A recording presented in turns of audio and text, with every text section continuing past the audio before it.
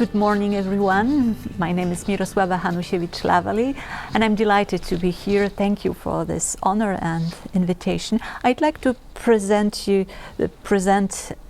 one person and his activity, because I'm currently busy with Jesuit translation culture in Poland, Lithuania, and it happens that one of the most important Jesuit translators of that time was the one who spent some time here in Sweden at the Vasa court. So, on June 14, 1578, a ship set sail from Elbląg carrying 4 Jesuits to Stockholm. They were traveling full of hope because Antonio Possevino, whom they had just met in Braniewo, had cheerfully announced to them that exactly a month earlier, after a long dispute, King John III Vasa of Sweden had converted to the Catholic faith. Little did they know that they were about to be sorely disappointed. Their task was to provide spiritual care for Queen Catherine and her children, and their arrival was especially sought after by the Queen herself. This tiny mission was led by Stanisław Warszawicki, famous for his scholarship and numerous virtues, who until a few weeks earlier had been the rector of the Jesuit college in Vilnius. He was accompanied by 2 brothers and a little-known, still young Jesuit priest, Szymon Wysocki, who until then had been ministering at the Poznań College. He was to remain in Sweden for at least the next 4 years. No one knew yet that in the following decades of his life he would become one of the most prolific Jesuit translators not only in Poland but across early modern Europe. He is the focus of my story, as my presentation aims to briefly introduce this almost completely forgotten figure and highlight his remarkable achievements.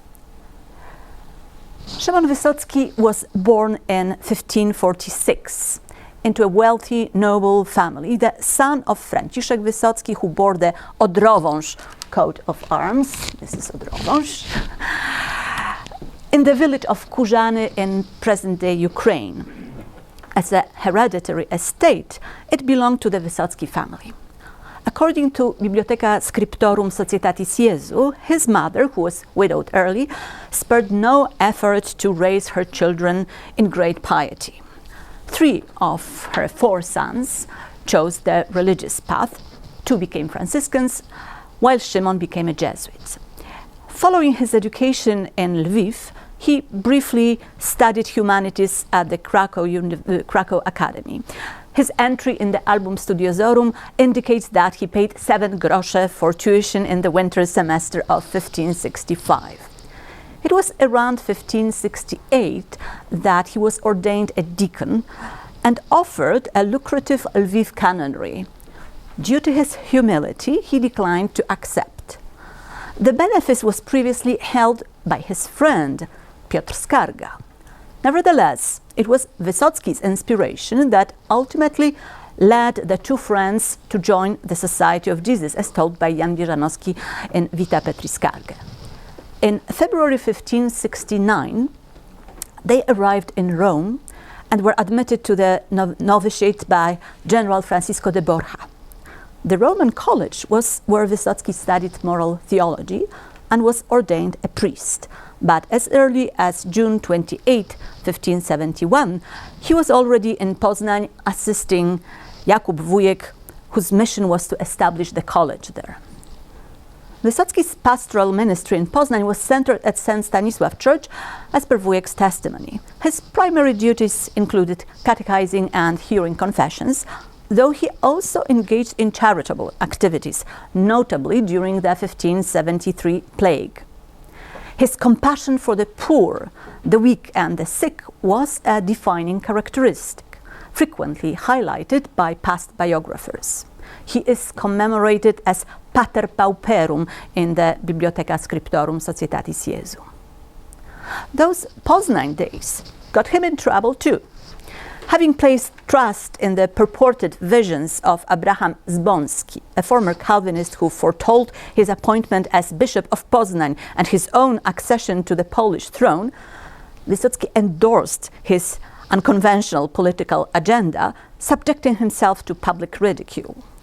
When these aspirations ultimately proved futile, his superiors administered an unusual reprimand to the naive young Jesuit.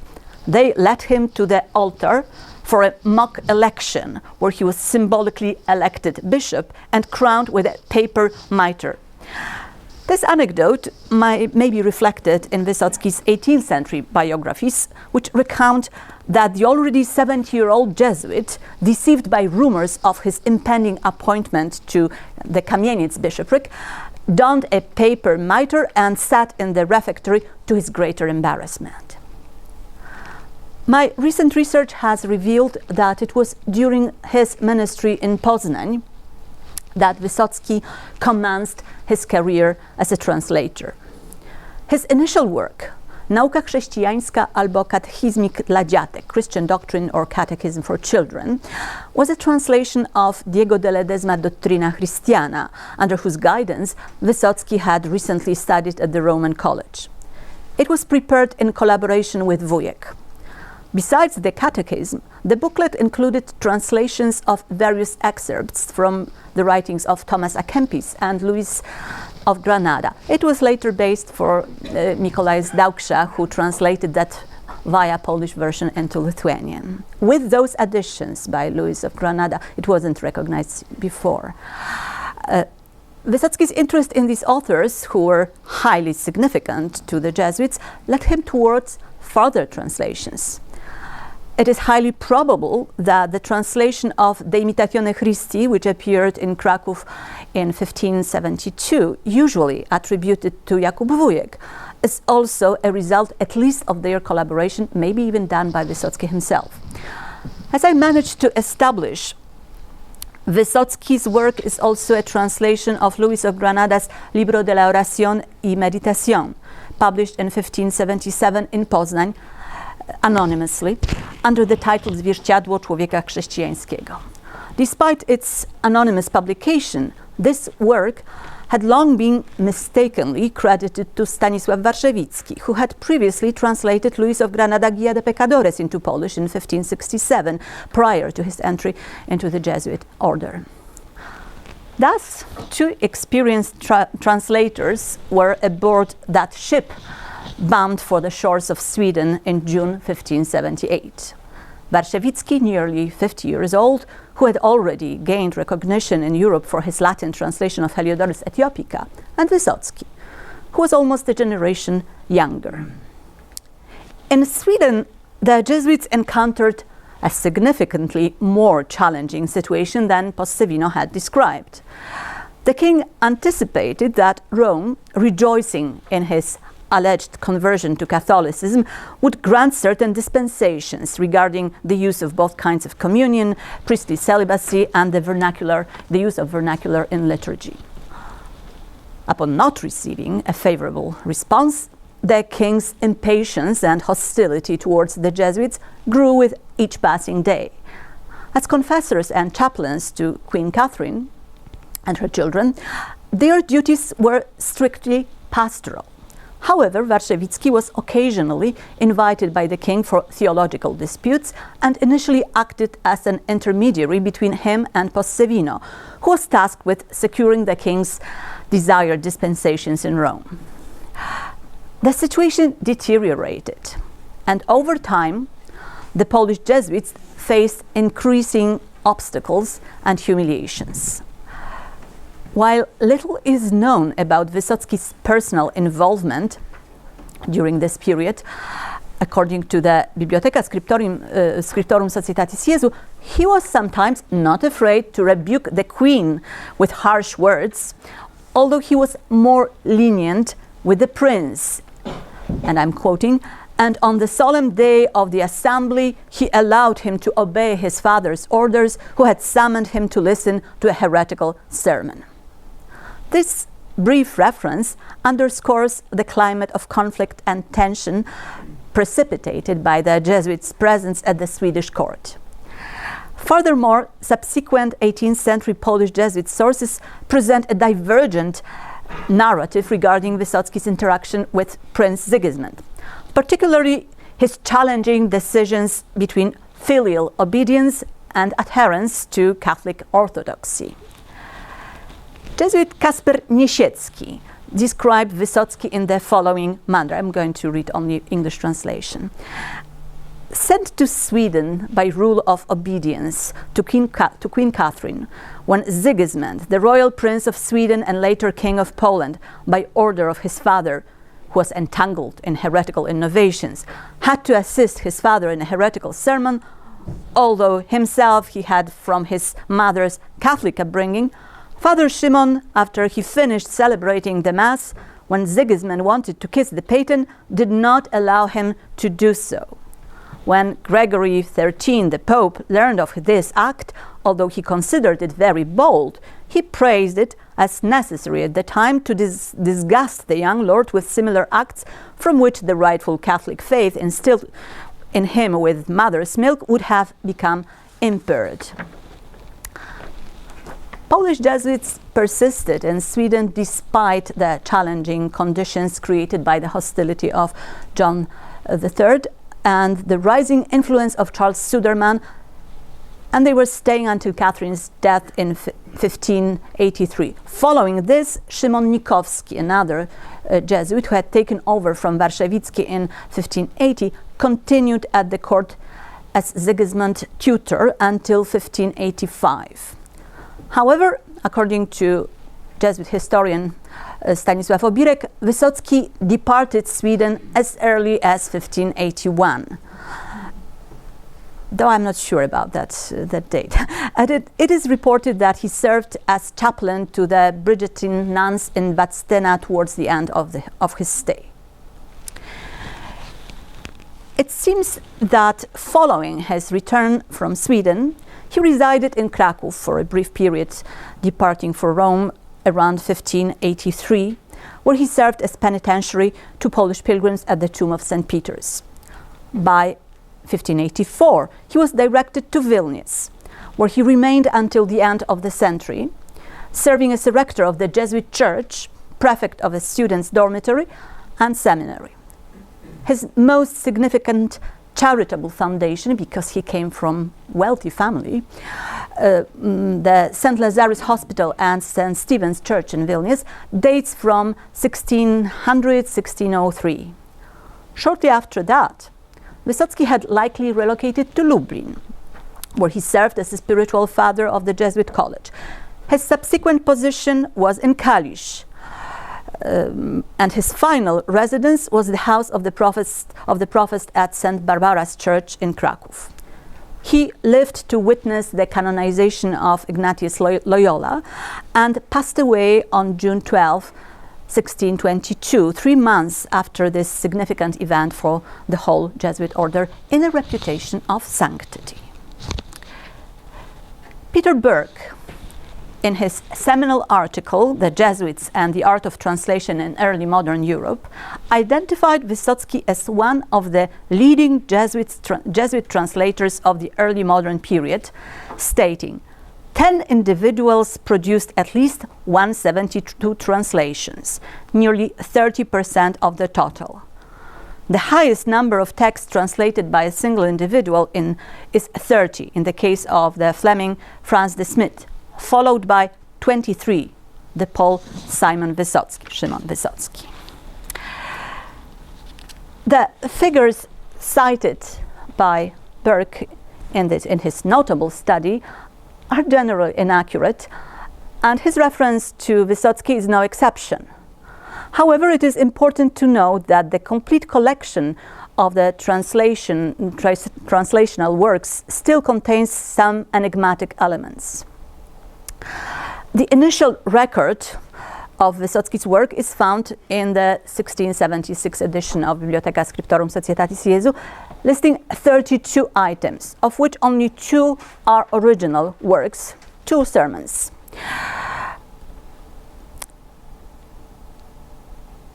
Consequently, according to that bibliography, earliest Jesuit bibliography, Wysocki would have been the translator of not 23 but 29 works, a number comparable to that of Franz de Smet.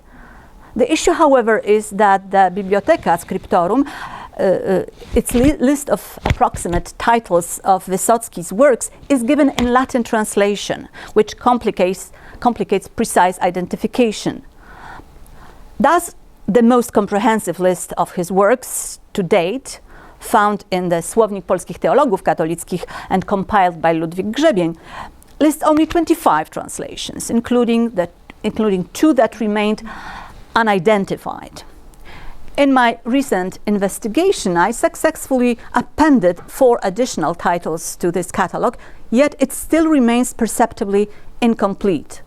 For 4 of his translations, the source texts remain unidentified.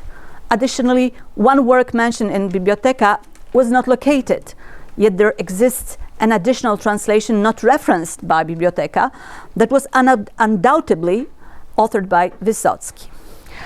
I'm going to show you the long list of his translations. Just go quickly. I'm not going to discuss any of the titles because it would be terrible, but just to give you an image of how prolific he was. So that's one. Here you see a title according to Bibliotheca. It's given in accusative case. This is title of identified Polish text, and source text, sometimes it's confirmed, sometimes I simply do not know.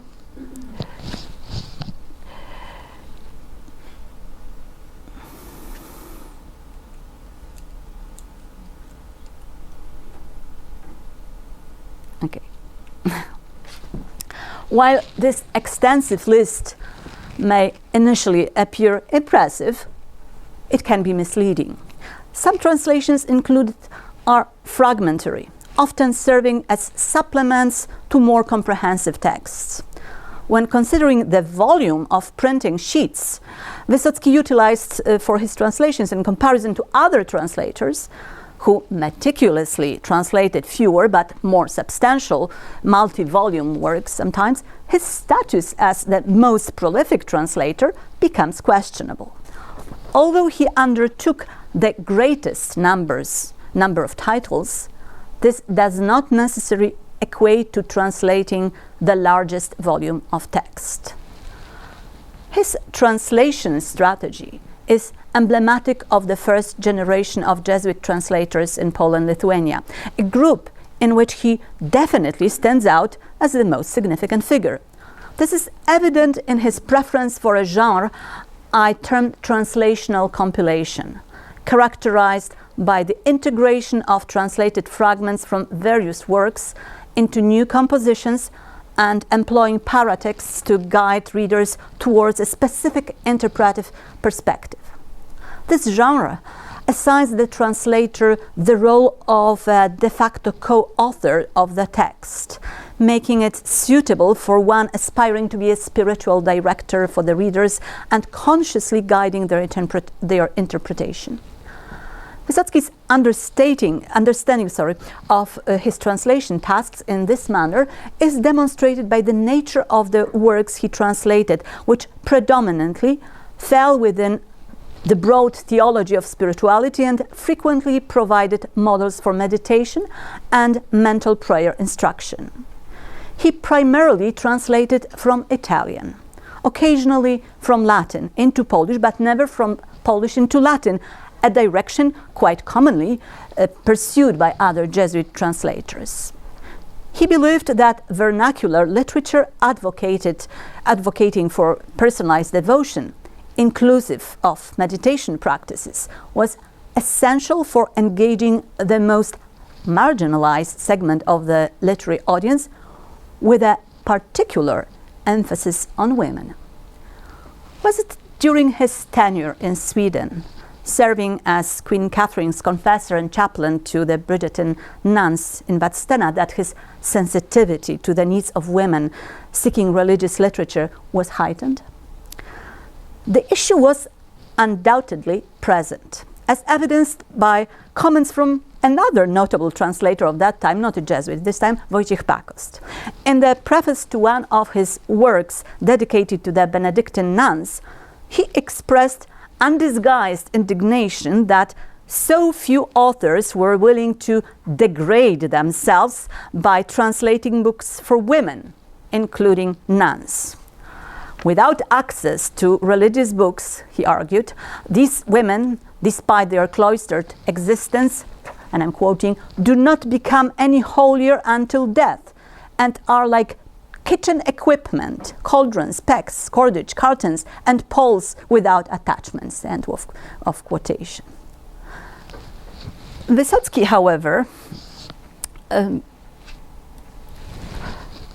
more often directed his translations towards lay women rather than nuns. I'm skipping to some aspects. His attributable translation output predominantly consists of works intended for women, presenting personal models often combined with practical excerpts from various collections of meditations or precise instructions on creating a space for prayer in secular daily life. Thus, he provided his readers and penitents with translations of works by Giovanni Pier Bezzozzi, Fulvio Androtti, Basilio Gradi, Andres Capilla, Francisco Arias, Francisco de Avila, Jan Buys, Diego Alvarez de Paz, Domizio Piatti, Girolamo Piatti, Luca Pinelli, to name just a few, and also drew upon earlier translations of works by Luis of Granada and Thomas à Kempis, dating back to his Poznan period, somewhat repurposing their parts to produce more useful compilations. The fact that he resumed his earlier translation projects upon returning from Sweden is demonstrated, for instance, by several prefaces, including the one for the work Żywot Przedziwnej Świętej Dziewicy Katarzyny Sieneńskiej, and I will offer you some little quotation. The author of this narrative gave it the title, Theologia Mystica. It was this title that 30 or so years ago, when I lived in Poznan, from the beginning of the founding of our college there, attracted me so much that, having taken the book in my hand, I read it all and liked it so much that I immediately took the urge to translate it into Polish for the common good, and I finished a good part of it. After that, I had to sail to Sweden, and immediately forgot about the work I had undertaken for that time. Wysocki's profound interest in mystical authors is particularly noteworthy, given that he was developing his work during the so-called anti-mystical turn in the spirituality of the Society of Jesus. However, his works, as previously quoted, also imply that his ministry in Sweden did not offer an appropriate environment for producing translations. In the later stages of his life, this tireless translator transitioned to different genres of writing. During the first 3 decades of the 17th century, Wysocki, along with at least 2 other Polish Jesuit authors, translated missionary reports from Asia. This shift in focus from his earlier translations of spiritual and meditative works presented a significant challenge, especially in introducing Polish audiences to the exotic cultures and missionary strategies of the Jesuits in China and Japan. So he translated 2 reports of Jesuit missions to China by Ricci and Trigot, as well as 2 accounts of missions to Japan by Luis Cerqueira and by Francesco Pazio. However, his translations of these reports from Japan and China were less a reflection of his interest in Far Eastern exoticism and more an effort to highlight the global missionary dimension of the Jesuit order to Polish readers. This is evidenced by the characteristic reductions, which typically omit topographical, cultural, or historical elements, focusing instead on narratives with martyrological, didactic, or pastoral content.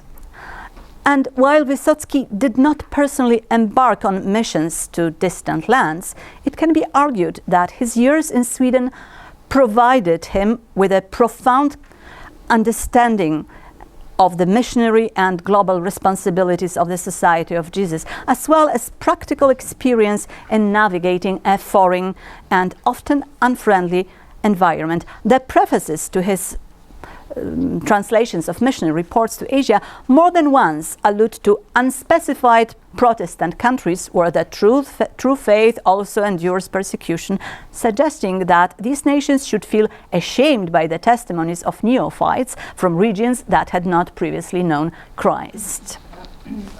I'm terribly sorry, but yes, we are running short of time. I'm very sorry I didn't count it properly, so I'm going to just will show you his opus magnum, which is Wielkie Zwierciadło Przykładów, Magnum Speculum Exemplorum, the work which probably enjoyed the biggest popularity and based as a translation, as a source of translation of Russian versions. And I'm coming swiftly to the end. Some prefaces to his translations indicate that his work was not merely a fulfillment of his superiors' directives, but autonomous decisions stemming from a profound comprehension of the spiritual needs of those entrusted to his care. And I would like to end with a quote from the preface to one of his works, Ekscytaż duszny. And in this section of the preface, Wysocki employs the metaphor of the church as both a garden and a body, and poignantly articulates his perception of his own mission. I'm also one of the trees of this garden, and although I'm not of the higher and better ones, I'm one of those who are fortunate enough to have some talent, however small.